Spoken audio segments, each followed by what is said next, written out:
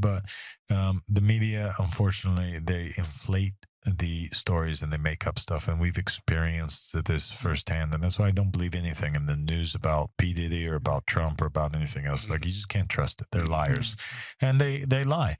And it was funny because they put out articles in the newspapers, and they made videos about us, and they did all kinds of things when they were attacking us not too long ago after the whole speech about the Pope. Mhm. And subhanallah, like, most of their claims was completely baseless, Yeah. without foundation. It was false news. It was, the sources were It's ridiculous. laughable. Yeah. Sources were laughable. It was ridiculous. Claims that, like, were just totally and utterly insane. Yeah.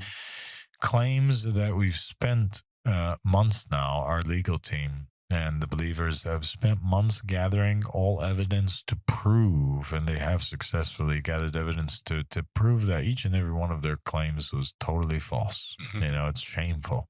It's absolutely shameful. But that's the thing, is that when they don't like what you're doing, or they're opposed to you, they will lie, and they will try to intimidate, and they will try to use systems against you to take you down. And They've always when done it that. comes to that, we won't tolerate it. We will Exactly. absolutely fight back and stand strong, because this community is here to stay, and it's here to stay forever, Mhm. whether the disbelievers like it or not.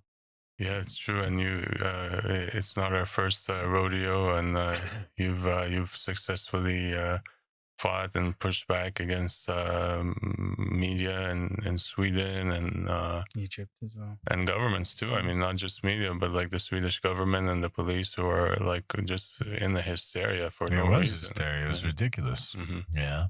You have somebody that goes out, he makes false allegations against us for one false report or whatever, and then all of a sudden, next thing you know, it's like you got the police are there, and they're raiding the property, and they went through the entire property. Did they find one single weapon? Nothing. No. Mhm. They had to go out with their tails between their legs, and we demonstrated this very clearly with the footage and the evidence that I showed in the speech against Sweden.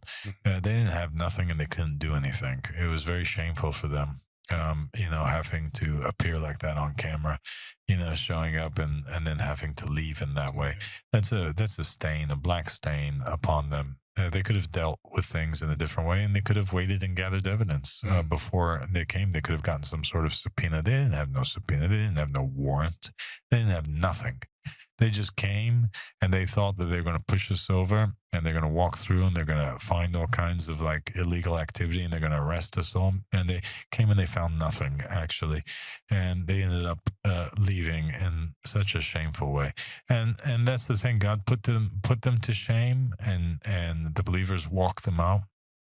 And they had that little walk of shame towards the gate, and they had to leave with nothing.